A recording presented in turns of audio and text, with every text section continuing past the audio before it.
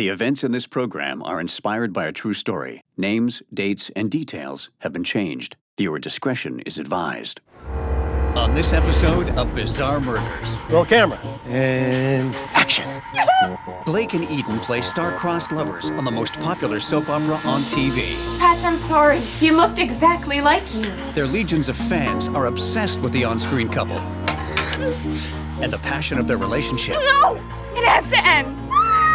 But when one of them ends up dead and thrown away like trash, detectives come knocking on the door of the small-screen melodrama.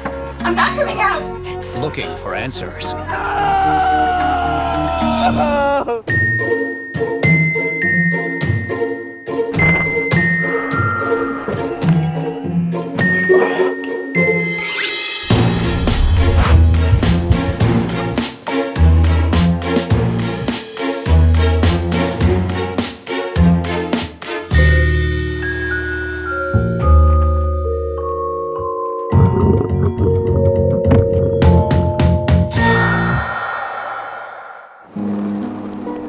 Los Angeles, California, 2013. On a warm summer morning, a former model turned actress takes her daily stroll to a local strip mall. That is one swanky shoe! When she makes a surprising discovery in the car park.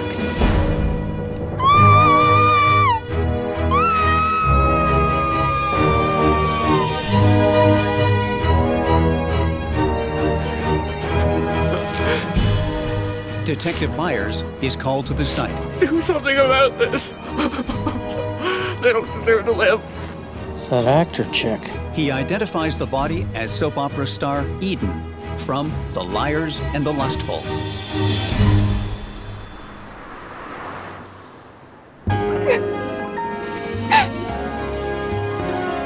Let's cut. Eden's father, John, Eden, honey. is the director and creator of the most watched soap in the country. Trixie's devastated. Patch has just stormed out the door, so we really need to amp up the emotion. Okay, got it. All right, let's go again. Roll camera. And action.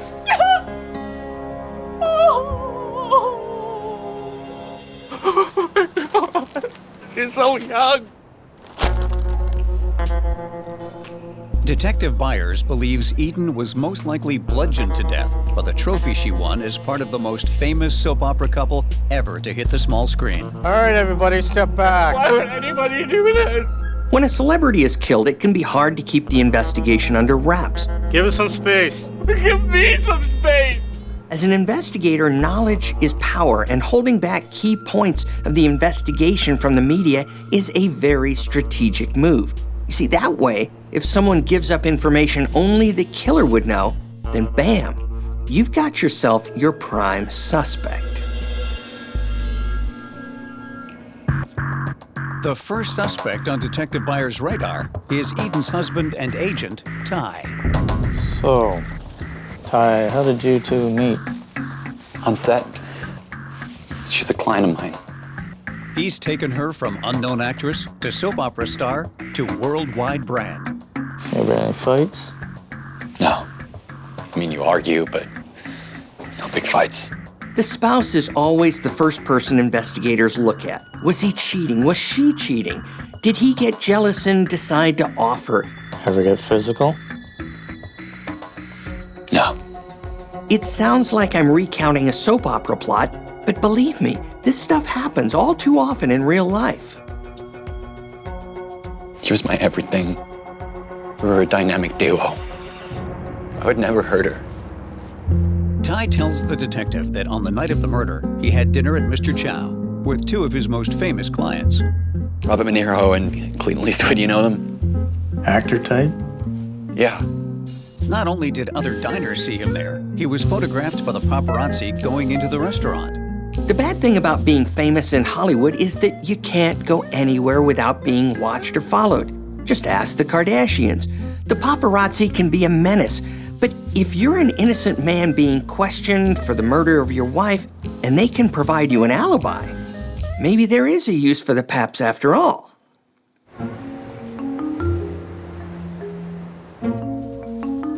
After confirming Ty's alibi, Detective Byers is searching for his new lead. Detective Byers? Yes, how can I help you? when it literally walks through the door. I have some information about Trixie's murder. Really?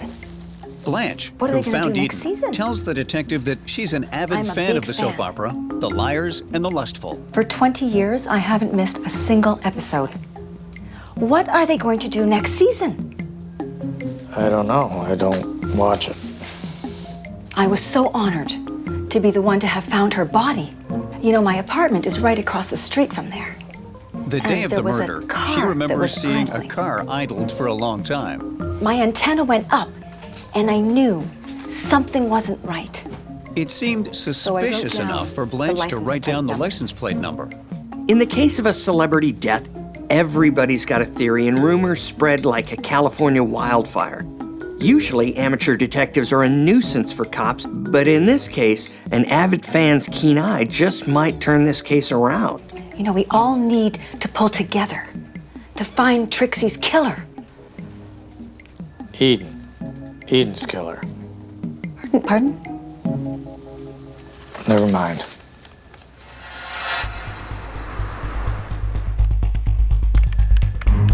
A search of the license plates reveals that one of the cars belongs to Eden, and the other belongs to Blake, Eden's co-star, aka Patch. This kind of lucky break doesn't happen often in my line of work. Usually, detectives just pound the pavement day after day, putting their case together. But sometimes, even the grittiest jobs are sprinkled with Hollywood stardust. So when it happens, you just look up and thank your lucky stars. 2 years ago, Blake was a struggling actor who worked as a stripper by night while auditioning during the day. A good Midwestern farm boy with more looks than talent, he came to Hollywood to fulfill his lifelong dream of winning an Oscar. But when he couldn't find work, he used the one thing he did have in his arsenal to pay the bills: his body. It's also where he met his wife, Cassie.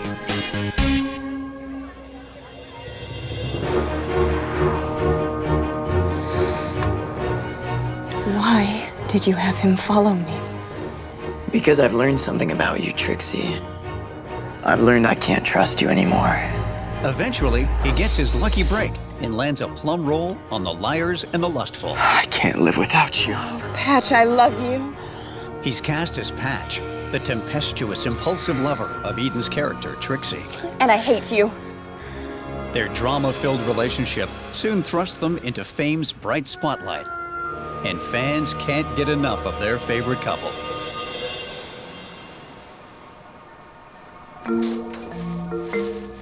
Blake, Detective Byers asks Blake to come down to the station for questioning.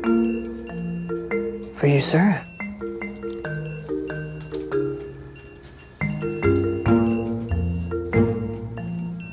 yeah, I'm all right, thanks. More for my fans? We have a little problem, Blake. Your car was seen in the parking lot where Eden was murdered. That's absurd, Detective. I mean, there's no way that's even possible. Blake insists the witness must be mistaken. He claims he stayed in all day with his wife. Do you know there's a surveillance camera in the store, that parking lot? Sees your car, plain as day. In cop parlance, this is called a bluff. You know your suspect is lying, but you have no proof. So you bend the truth a little bit just to see if you can force his hand. With a little luck and a half-decent performance, he'll crack. Okay, yeah. I'll tell you what you want to know, but you're not gonna like it. Try me. Detective Byers beat Blake at his own game and tricked him into confessing. Now let's see if Blake will spin another tall tale or finally cop to the truth. Why was your car there, Blake? Under pressure from Detective Byers, Blake cracks. Well, the only reason my car was there is because Eden asked me to come and meet her.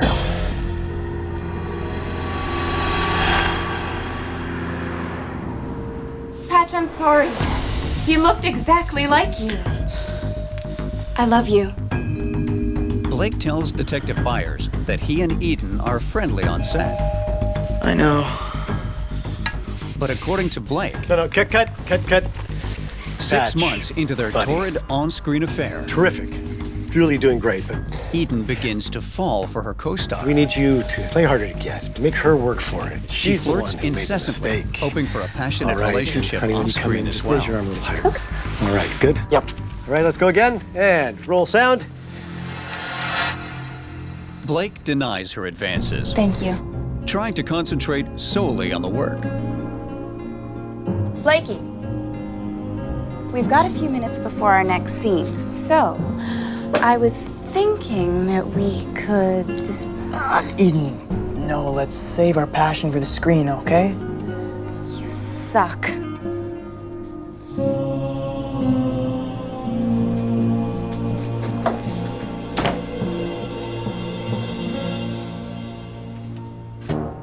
Eden. Tired of being rejected, Eden refuses to return to the set. I'm not coming out! Come on, honey, come on out. Go away! They shut down filming for the day, Blake, but not before Blake is given a warning. I need you to fix this. Production's counting on you. Concerned he'll be fired, Blake reaches out to Eden. He doesn't want his first big break to be his last big break. And if Eden doesn't return to set, he fears it's his neck on the line.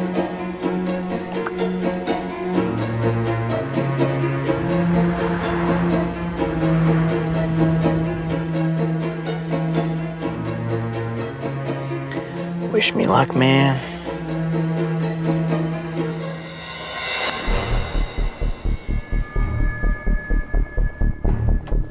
Knowing how volatile Eden can be, Blake treads lightly. I really want us to get along, Eden. Really? But Eden takes his peace offering Eden, as a come-on. no, I'm married. So am I. What's that got to do with it? Eden, our love exists. It's on screen through Patch and Trixie. No. If I can't have you, no one will. In a fit of rage, Eden attacks Blake. Trying to fend her off, he grabs the only thing in sight, his trophy, and slams it into Eden's head. Oh my gosh. Eden! No! No!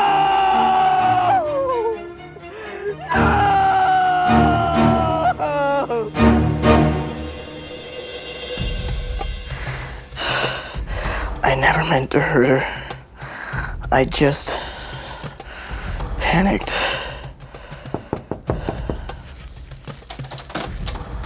Thank you.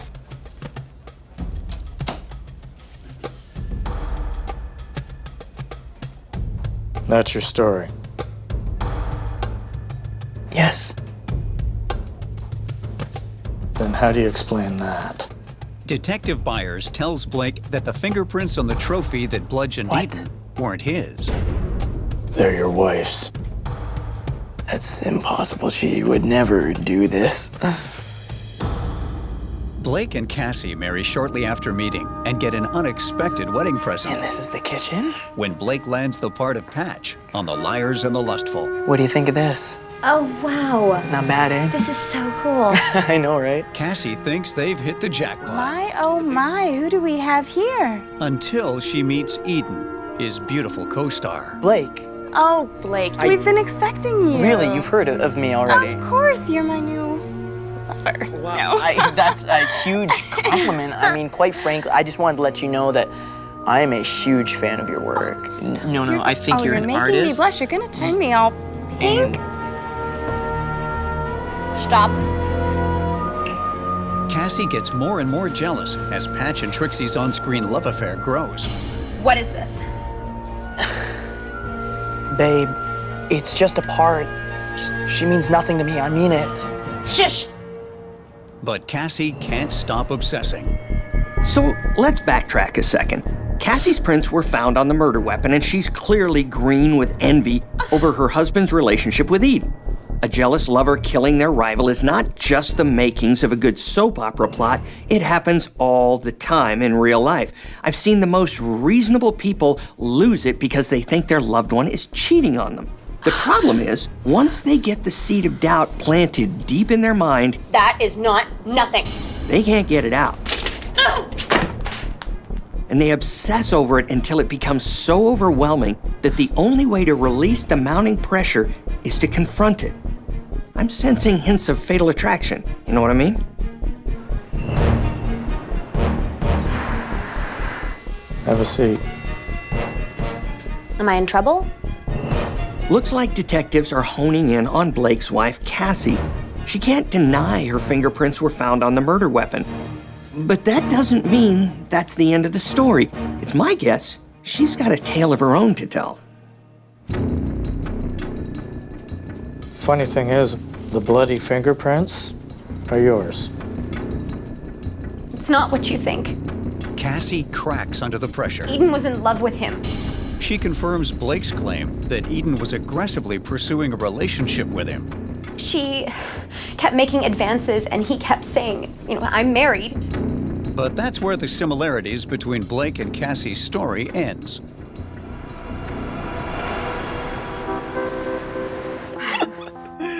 Babe, this is fantastic. Thank you so much for tonight. welcome. Wine, chocolate, maybe we could do a little bit less with the chocolate. But I think we need less chocolate. anyway, babe, I actually got a new copy of the script, and The I day have of to the go murder, meet Eden and Blake work tells on that, Cassie so that I hate to Eden break wants away to from meet this. with him to rehearse an upcoming scene. Do you really think I'm that stupid? Believing that Eden has finally got her claws into Blake, Cassie, I'm on to you. no, Cassie cakes, come on. Cassie accuses Cassie him of cakes. cheating on her. Why would I want her when I have you? Babe, no, calm down. Shh, it's okay. Shh. In No, an attempt here, to calm listen. Cassie down, Come he with me to invites the her set. along to the rehearsal. I'll show you. It's all very innocent. You'll see.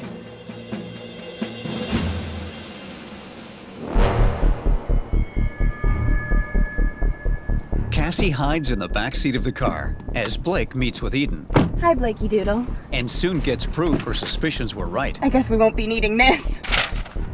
Eden, no, I'm married. Our love exists. It's just on screen through Patch and Trixie. No. If I can't have you, no one will. Worried Eden is about to kill her husband, Cassie comes to Blake's defense and grabs the closest thing to her. Cassie, what have you done?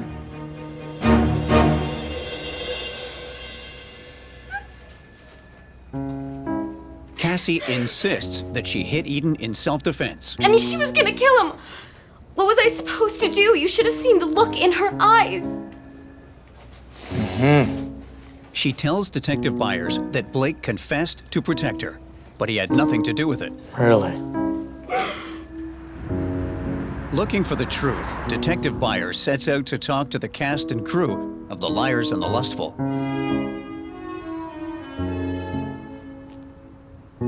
Detective Byers. John, sorry about your loss. Thank you. He quickly discovers that Blake's story about Eden's obsession is a little more fiction than fact. Eden loved her husband. They were a match made in heaven. As the detective delves deeper into the soap opera world, he learns that Blake is known as a method actor. He took his craft very seriously. For those of you who aren't in the know, the method is a style of acting where the actor totally immerses himself in the role and tries to truly experience the emotions of their character. He wanted us to call him Patch even when the cameras weren't rolling. Seriously? It all sounds a little complicated to me, but hey, I'm not an actor, so I'm going to leave it to the pros.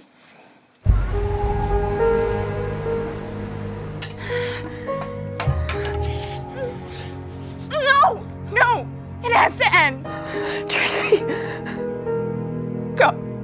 On the day of Eden's murder, John surprises the cast by writing Blake out of the show. Cut, that's a wrap. He feels a dramatic breakup scene is exactly what their ratings need.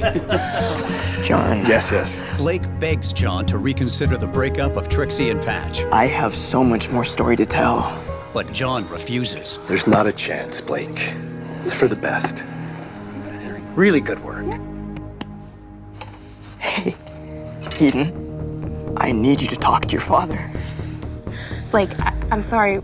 Once my dad's made up his mind, there's no changing it. The desperation of a person trying to get what they want can drive them to do unspeakable things. And Blake is one desperate dude, but this is taking things to the extreme. He's sunk so far into his role that he's unable to distinguish what is real and what isn't. There's a different word for that in my line of work. It's called delusional.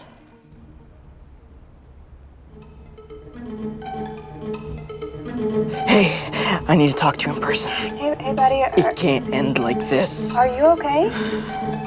Can you meet me somewhere? Yeah, sure. Just let me know where. Okay. Okay, thanks, hon.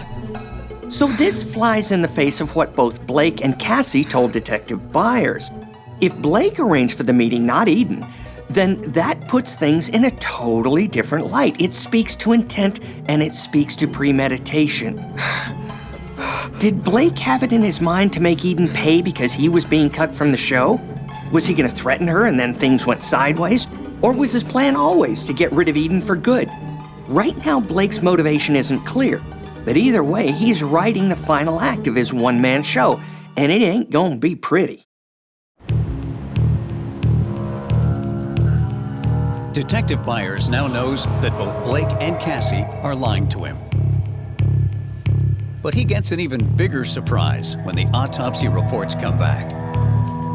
It reveals Eden died not by a blow to the head as originally suspected, but by strangulation. The detective has two versions of Eden's death, and neither one of them involve strangling someone to death in self-defense. So what does that mean to Detective Byers? The short answer is this: someone's lying. So, Detective Byers confronts Blake with the evidence that Eden was strangled, what do you have to say about that? directly contradicting Blake's earlier story of killing Eden in self-defense. Cough it up. What's the real story? The actor's tough exterior crumbles. You got me. He tells the detective he had no choice. She deserved it. When Blake gets home from set after performing his final love scene with Eden, he's devastated. She broke up with me. What?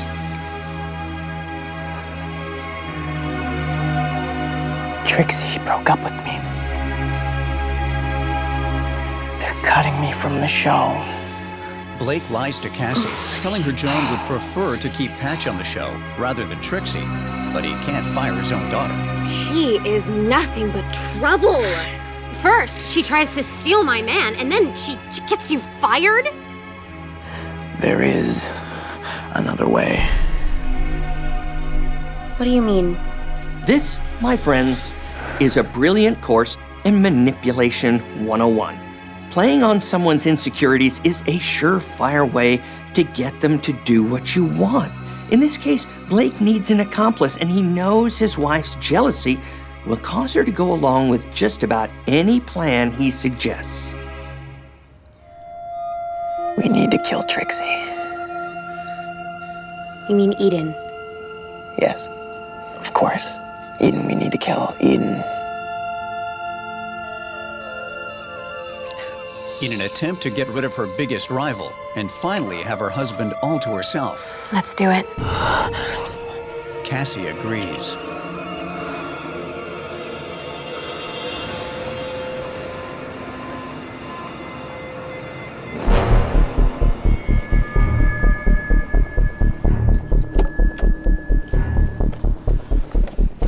Hey.